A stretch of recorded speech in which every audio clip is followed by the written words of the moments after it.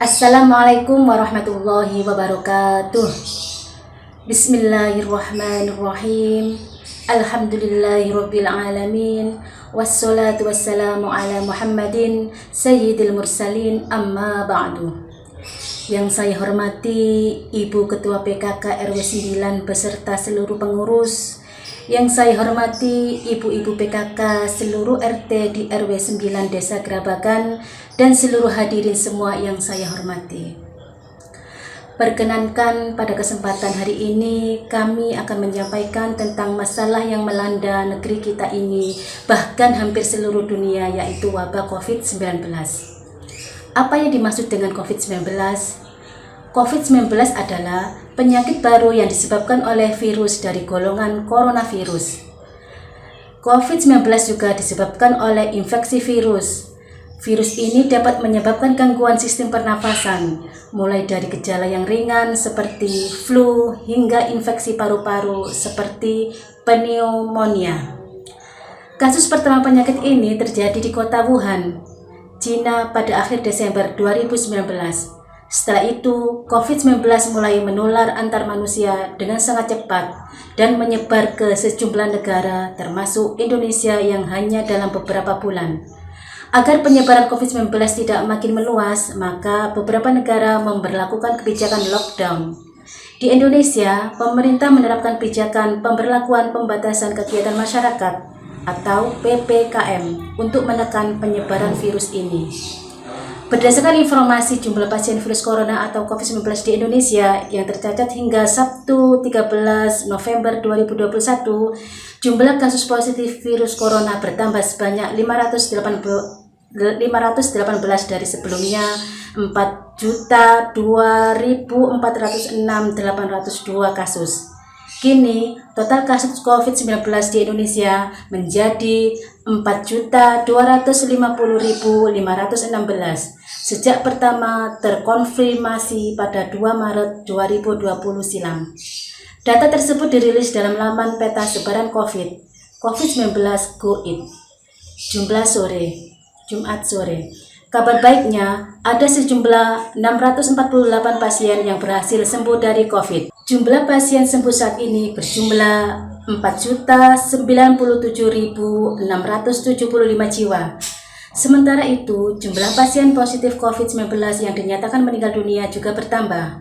Total pasien meninggal dunia akibat virus corona menjadi 143.644 orang.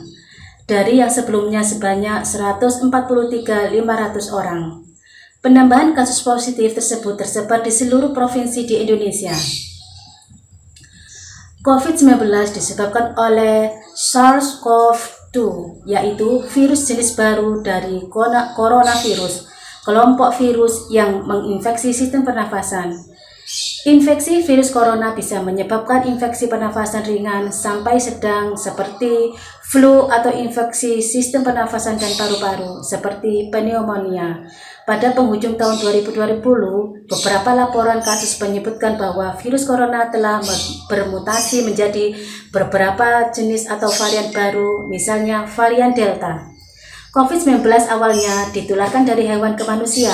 Setelah itu diketahui bahwa infeksi ini juga bisa menular dari manusia ke manusia. Penularannya bisa melalui cara-cara sebagai berikut. 1. Tidak sengaja menghirup percikan ludah yang keluar saat penderita COVID-19 bersin atau batuk. Memegang mulut, hidung, atau mata tanpa mencuci tangan terlebih dahulu setelah menyentuh benda yang terkena droplet penderita COVID-19, misalnya uang atau gagang pintu. 3. Kontak jarak dekat kurang dari 2 meter dengan penderita COVID-19 tanpa menggunakan masker. CDC dan WHO menyatakan COVID-19 juga bisa menular melalui aerosol atau partikel zat di udara. Meski demikian, cara penularan ini biasanya terjadi dalam prosedur medis tertentu seperti bronkoskopi, intubasi endotracheal, hisap lendir, dan pemberian obat hirup melalui nebulizer. Penularan melalui udara ini juga bisa lebih mudah terjadi di tengah kerumunan orang, khususnya di dalam ruang tertutup. Gejala awal infeksi COVID-19 menyerupai gejala flu, yaitu demam, pilek, batuk kering, sakit tenggorokan, dan sakit kepala. Setelah itu, gejala dapat hilang dan sembuh atau malah memberat. Penderita dengan gejala yang berat bisa mengalami demam tinggi, batuk berdahak atau berdarah, sesak nafas, dan nyeri dada. Gejala tersebut di atas muncul ketika tubuh bereaksi melawan virus COVID-19. Secara umum, ada 3 gejala umum yang bisa menandakan seseorang terinfeksi COVID-19, yaitu 1.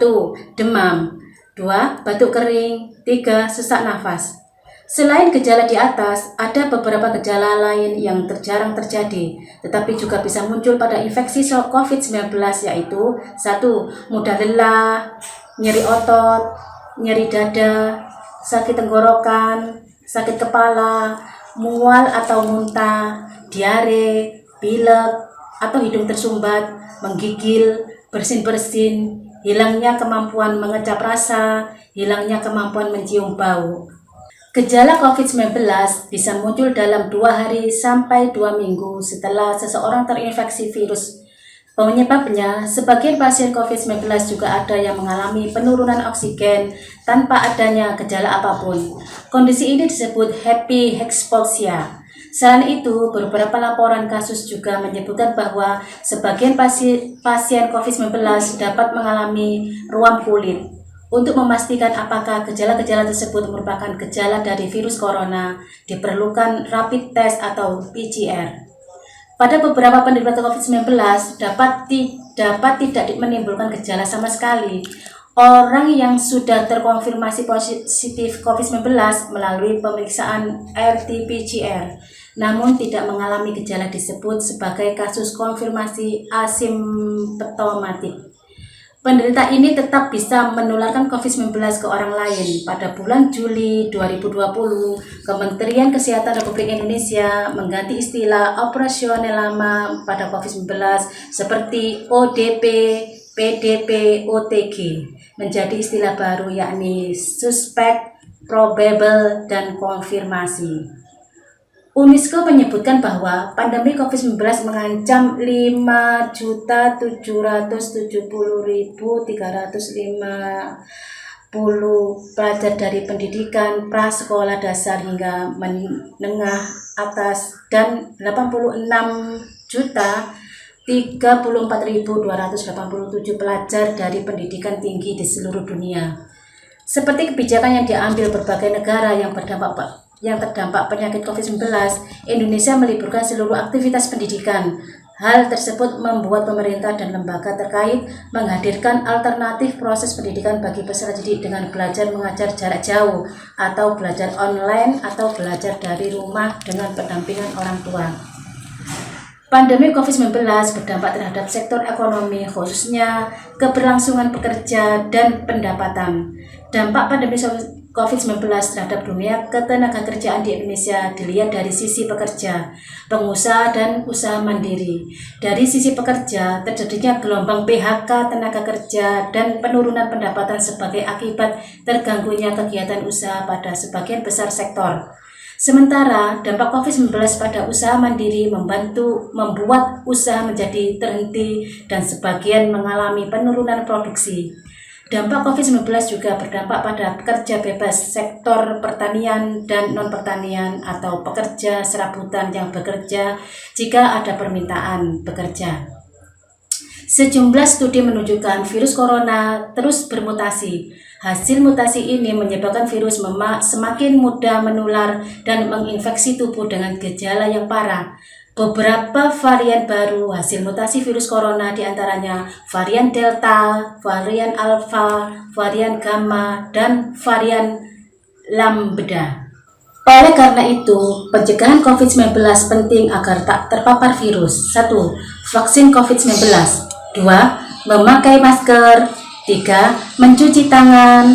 4. Menggunakan hand sanitizer. 5. Jangan menyentuh bagian wajah. 6. Beraktivitas di rumah. 7. Hindari kerumunan. 8. Hindari berada di ruang tertutup. 9. Jaga jarak. 10. Gunakan disinfektan.